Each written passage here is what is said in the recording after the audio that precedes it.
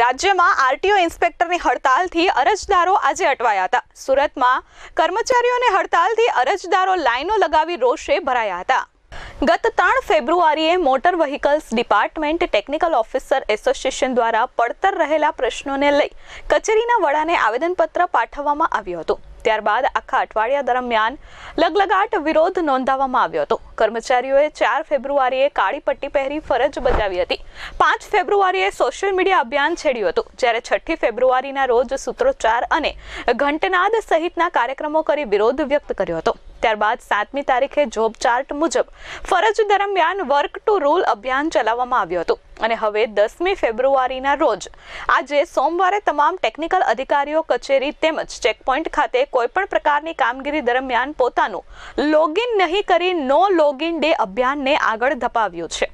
વધુમાં આ અભિયાનના ભાગરૂપે 11મી ફેબ્રુઆરીએ ટેકનિકલ અધિકારીઓ એક દિવસની માસ સીએલ પર ઉતરી તમામ કામગીરીનો બહિષ્કાર અને ધરણા પણ કરશે. જો આજ સુધી માંગણી સ્વીકારવામાં નહીં આવે તો આરટીઓ ઇન્સ્પેક્ટર સહિતના અધિકારીઓ મંગળવારે માસ સીએલ પર ઉતરી જશે. એચડી પટેલ, સહાયક મોટર વાહન નિરીક્ષક.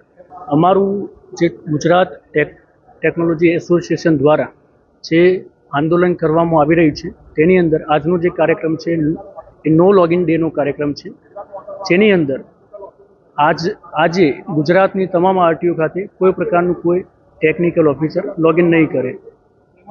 જો અમારી જે પડતર માંગણીઓ છે એ જો સંતોષકારક રીતે સંતોષાશે નહીં તો 11 તારીખે અમે ગુજરાતના તમામ ટેકનિકલ ઓફિસર માસ સીએલ ઉપર જવાના છીએ અને ત્યારબાદ પણ જો કોઈ હકારાત્મક સોલ્યુશન નહીં લાવવામાં આવે તો ગુજરાતના તમામ ટેકનિકલ ઓફિસર 15 તારીખથી સ્વયંભૂ રીતે માસ સીએલ ઉપર ઉતરી જશે.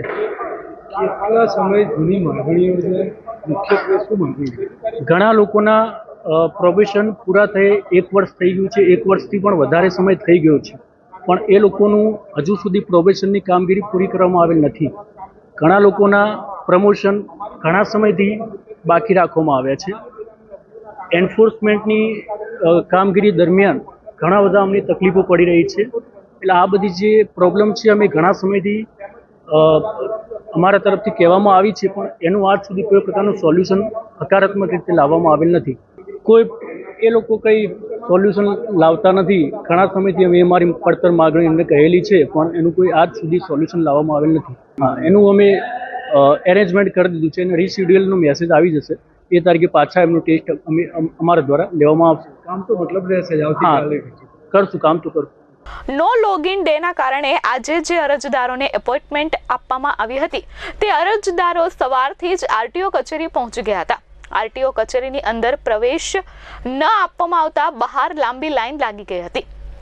લોગિન ન કરવાના કારણે તમામ પ્રકારની કામગીરી ખોરવાઈ ગઈ હતી.